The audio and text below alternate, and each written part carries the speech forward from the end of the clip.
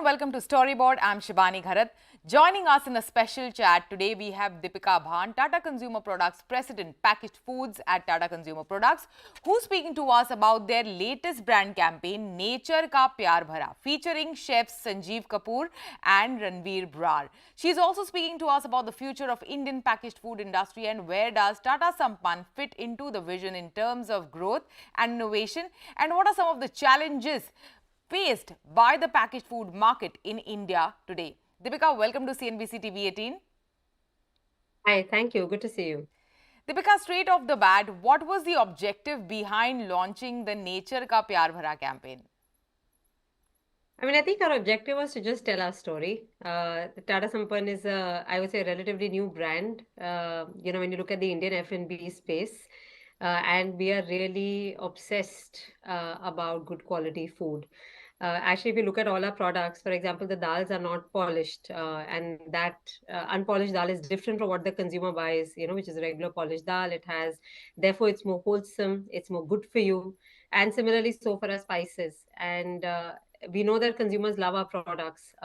And so we just wanted to tell that story because I think that if you're retaining the goodness of nature and bringing that to consumers, then ultimately it's filled with nature's love. That's what the campaign is. Sure, Deepika, also, how does Tata Sampann differentiate itself from the other brands in the market, which is also, by the way, largely unorganized? We frequently laugh internally that actually we reject more than we accept in terms of what we get from our vendors. Very few vendors actually meet the quality criteria for the Tata Sampann brand. And at this stage in our journey, especially when you're talking to a largely underpenetrated country, they have to go up to a more premium, like a regular dal is obviously cheaper than what an unpolished dal is. And that is the single most important thing we do. And then a bit of advertising around it to tell our story really to consumers. And what are the key consumer demands and sentiments, if you can share that also with us, that are shaping your strategy and, your current market landscape? So, F&B per se, because Tata Sampann is a larger F&B play, it's a really large opportunity. It's When you look at some of the other FMCG sectors, we know this is much less penetrated as well. There are many, but I think a really key trend is just how woke consumers now are to wellness, to nutrition, to food, to good food. And so that's a key one that comes to play. The other one also is how do you make good nutrition easier? So, for example, millet flour. Right, is something that everybody knows the power of the millet. However, the average consumer doesn't find it very easy to make a jowar roti or a bajra roti. So we are experimenting with, and we got very good early feedback on something we launched recently, which was a millet flour, which is very easy to roll. So it makes it more accessible for a large set of consumers to be able to use a millet flour for an everyday roti, replacing maybe a wheat roti. So we're finding a lot of consumer interest as we play with categories like that. Yeah, and since you mentioned this, Tata Sampann also offers, like, apart from millet, a wide range of products from spices, pulses. So how do you decide, which new categories or products to enter? How does, Tata Sampann stay ahead of some of these emerging food trends? Yeah. So look, we've got to pull back and say that the role of Tata Sampann is to make, the Indian meal for a large set of Indian consumers better. That's what we are obsessed about. And therefore, our core categories are and will continue to be dals, spices, and so pure pantry. In addition, we are playing with, categories which are now getting more branded. For example, dry fruits. Now, the average consumer is consuming much more dry fruit also for snacking. One of the key trends or for us is to experiment with what is going to make good nutrition or good food easier for consumers, like I told you, rollable millet, like for example a seed mix now is a great snack to have. We are also very keen to experiment with how you take a base category, let's say a dal, but just put it goodness or nutrition on steroids.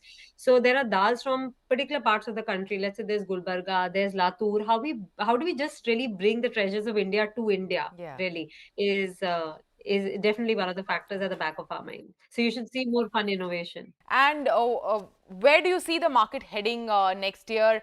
How does Tata Sampann plan to evolve and capture the newer opportunities in this changing landscape going forward? What has you excited as a leader?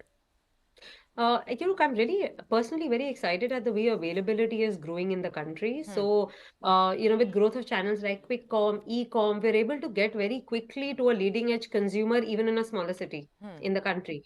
Because we do know that online or in modern trade is where we find the most willing to switch, the first early adopter for us. So that's a big tailwind. So I'm excited about where that goes, and that just, gives us a lot of tailwind. And I'm also excited about what we're going to be able to do with the whole brand idea, because Hmm. the brand is obsessed about good food, and there's so much of conversation that's happening around what adds value to food, what takes away value to food, what are the great combinations, what's the best utensil to cook in, what's the best way to cook it. Like, I think all of India is just going crazy trying to do this. So there's just so much of consumer conversation that a brand which talks about every meal every day at Hmm. home, Hmm. so the whole social piece, having more conversations with consumers, has me quite excited. Great. Thank you so much. Thanks for joining us today and sharing your insights with us, Deepika. Thank you. Always good to see you. It is time for a short break. On the other side, we have Saurabh Vatsa, Managing Director, Nissan Motor India, joining us.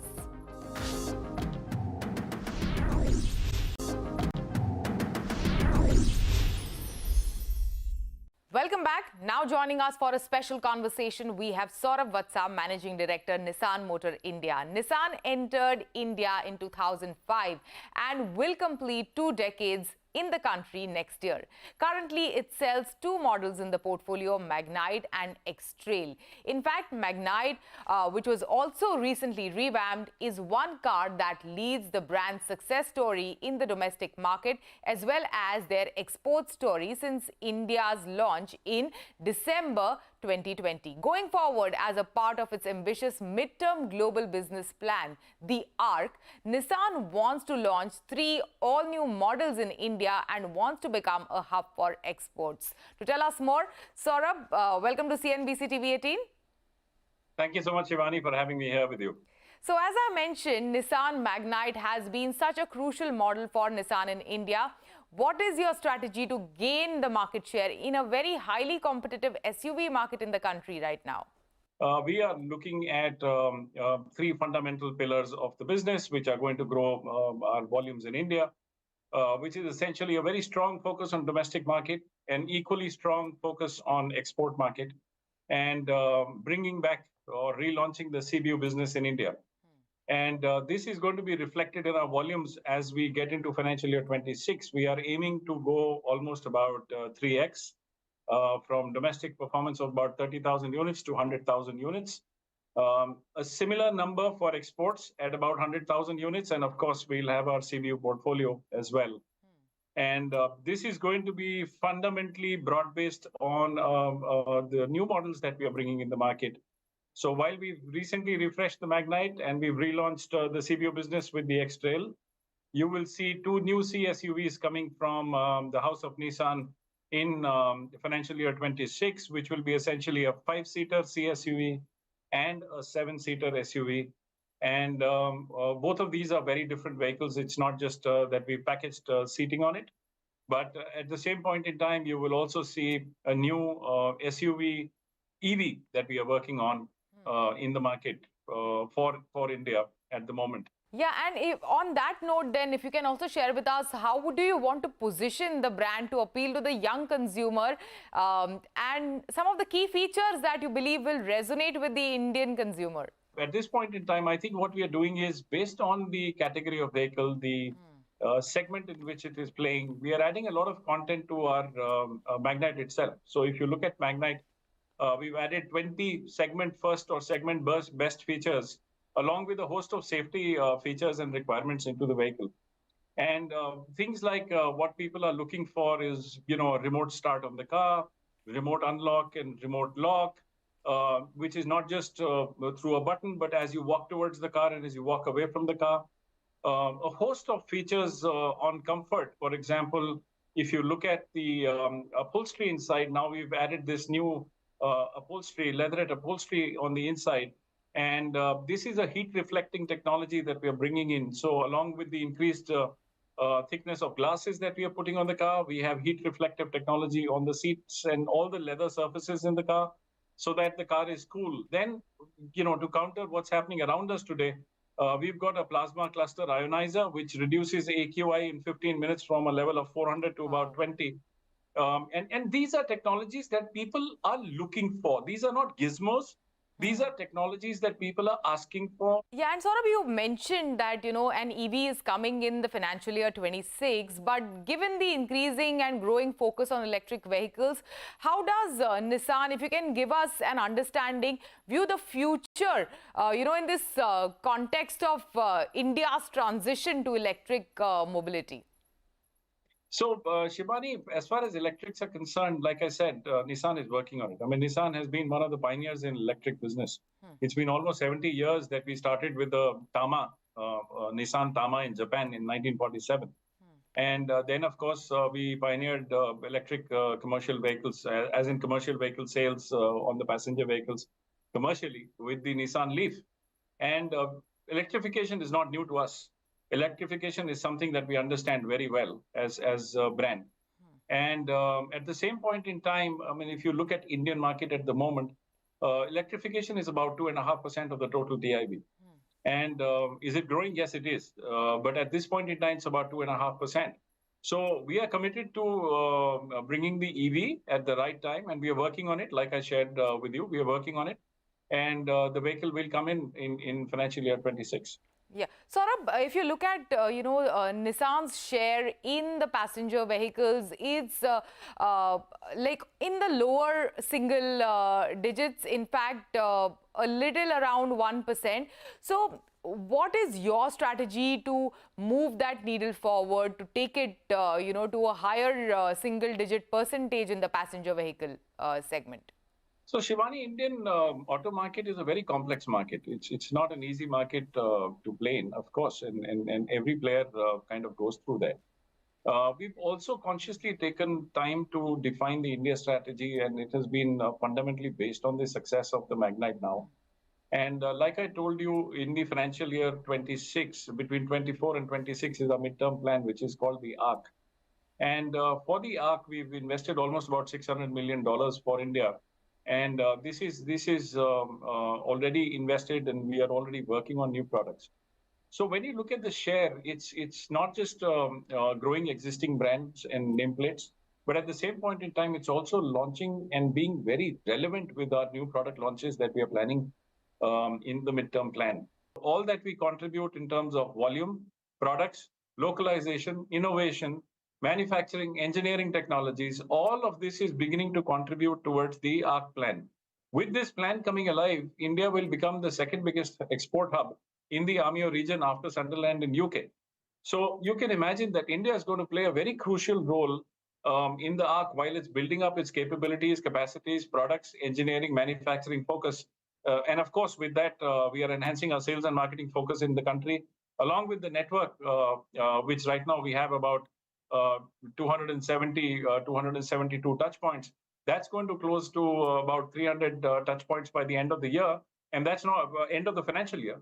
And that's not the end of the story. As we ramp up our runway to the future with the new products, obviously our network is also going to expand significantly in India.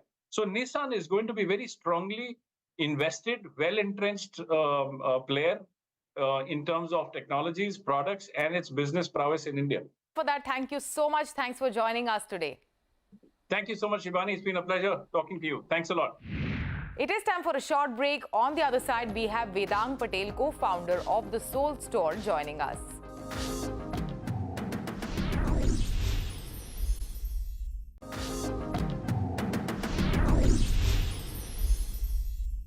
Welcome back. The Soul Store is a popular Indian clothing brand that has gained widespread recognition for its quirky, pop culture-inspired merchandise. Established in 2013, the brand specializes in casual apparel, accessories and collectibles that cater to fans of iconic movies, TV shows, superheroes and gaming franchises, including shows like Friends, characters from Disney, Marvel, DC, Indian mythology and more. It currently offers a wide range of products including t-shirts, hoodies, footwear and more, blending comfort with unique fandom-driven themes. And recently, cricketer Hardik Pandya, who has been a brand ambassador for the Soul store since 2022, has now become an investor in the company. To tell us more about their plans ahead, we are joined in by Vedang Patel, co-founder of the Soul store. Vedang, welcome to CNBC TV18. Thank you, Shivani. I'm so excited to be here. So Vedang, tell us more about onboarding, Hardik Pandya as your major strategic investor. I know that you have an association with Hardik since 2022 when he became your brand ambassador. So tell us more about this partnership. So I think the reason we really wanted Hardik to become a brand ambassador back then is one, he is a homegrown Indian success story. Love that, right? And that's what the Soul store is of sorts. So we relate to that. I think Hardik is very fashionable, but at the same time, relaxed and casual, just like how we are. So we thought he's a great fit. That he has that very hustler mentality. We relate to that as well. And then every time he came for a shoot, he used to really love the quality of clothes, and he couldn't believe that they were made by an Indian brand. He's like, "Ye to hoga wo." And then we were talking, and we told him that, we want to go international as well. Why international? Because we're truly unique. We haven't. The way we put pop culture into fashion is something that nobody around the world does. And I think when we go abroad, we have a real right to win. And this would be a story where an Indian brand goes abroad and gets successful, and that's our next step. Yeah. And we also told him about how we are relatable to a large audience in India. Our price points, they're not cheap, but they're affordable to, or rather it's good value for money to a decent size audience. He really related to this, Yeah, and from 8 stores just a couple of years ago, now you're beyond 30 stores across the country. You plan to open 5 more by the end of November, I believe. So tell us, how do you go about opening these brick and mortar stores, and what is the strategy there? How do you select the location, the city, the town that you want to enter? First store was very stupidly done. In a way, we just wanted to start a billboard in Bandra, and then the cost of a billboard was so much that we realized that rent is equally cheap. So that's how the first store came, and it did so well. We were only online before, and because it did so well, we started the second and the third. COVID came. Once COVID dissipated, then we went really aggressive on the store strategy, and the return on capital employed at a store is just good business sense. We have 30 plus stores. Every single store is profitable till date in every month. So I'm so glad for it. And the reason is not because we have great algorithms of inventory, etc. I think we just have great product market fit. We have a very unique product. People love the price point, the design, the quality. And they just pick it up. So we're very excited on how our stores go. And what generates, the revenue for you? Is it the brick and mortar, the physical stores, or, your online? So about 55-60% of our revenue comes from our own website. Yeah. About 20%, 25% comes from our own stores, and about 15 to 20% comes from all your marketplaces combined, like Myntra, Amazon, etc. So we control about 80-85% of our sales directly with the customer. We're not dependent on anyone to give us an order. So that helps us create this loyal customer base. We have high retention rates or repeat rates, whatever you call it, and that builds the community that we are creating.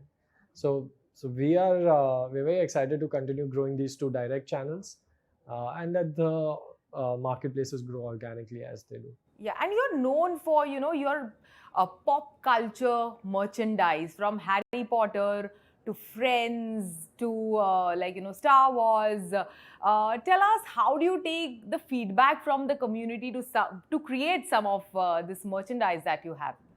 How we take feedback, I think it starts very first principles, because everyone here is a fan. Even if you come to my home today, it's pretty playful. Like, you'll see a table this size with a Star Wars Lego being created. It's over 100. It's a lot of pieces. It takes months. Then you'll see Thor's hammer, a shield, even my office. And everyone here also is the same. So the first idea though comes internally. Then we sit and look at consumer requests which we keep getting. We look at search data which you see on Google, etc. And then we decide whether a particular fandom is going to work or not. But I think it's pretty much that, hey, look, we are fans here. We know what's going to do well. And which is the merch that did really well for you? Like a popular merch that did really well for you? Unexpectedly well. I think one thing that surprised me, and I'm so happy about it, is a lot of Western pop culture, which was cool, is now moving to Asian pop culture, which is a lot of the Korean and the Japanese anime and K-dramas, etc. But I'm also very excited because we now launch a lot of Indian theme prints with depicting some of our mythology without going in the religious way, but getting that art, making them look like superheroes, and that's doing really well. That's very exciting. So we know the story, like it's of two engineers and a lawyer, three friends getting together to launch the Soul store, and you went the DTC route. Tell us, what were the challenges when you started off? Our story is very different from a lot of people because we didn't go in with too much expectations. The way we started off, I think some people may be aware, we literally started off with a cupboard of t-shirts because that's all the money we had. Okay. And we were just so excited to sell that one cupboard of t-shirts. There are witty quotes. Yeah. And then we made that one cupboard into 2, into 4, into 8, and so on and so forth. All the capital I personally put into the business is about $1.5 lakh, and the three of us combined put in about 5 lakhs or so. And that's what we grew it from. So I think the challenge is, I think that's a strength because you're just so focused on doing good business. You're just so focused on getting things right. You're not focusing on growth. You're not focusing on burn, etc. Just good products because we have fans and customers are fans, and we want to make sure that people get it right. If I were to ask you, what are the categories that are doing well for Soul Store? Is it apparel? Is it your bags? What are the categories that are doing well? So when we started off, all we did is sell a basic t-shirt for the first 5-6 years, just basic t-shirt with a coat. And that's what built the business to what it's today. But people really love what we've created. And now it's quite diversified. We have not just apparel, men's topwear, like the sweater I'm wearing, the jeans I'm wearing. I'm also wearing the sneakers that we make. Our sneakers are actually one of the fastest growing categories because very unique designs, not your run of the mill. You won't get these anywhere else. I'm very excited about the accessories we are making because a lot of the fandom that we do, one way is to wear it, but the second way is to have these figurines on your desk or like lapel pins, like I use a Deadpool backpack. Where will you ever get that? And we do it in really high quality. We don't do it in this gimmicky way. We try to make sure it's part of your lifestyle. Yeah. So that works really well. But apparel is still the largest revenue. Apparel will be the largest revenue. A lot of the others are like new. Yeah. But what's very interesting is, I think in 2018-19, about 90% of our revenue came from licensed merchandise. Yeah. Today, more than 50% is non-licensed merchandise, like what I'm wearing here, for example. That's pretty exciting because we've truly created a brand that people relate to. All the best for that. Thank you so much. Thanks for joining us. Thank you so much for having me. With that, it's a wrap on Storyboard this week. You can catch all of our content on Facebook, X and YouTube. Thanks for watching. We will be back same time next week. See you soon.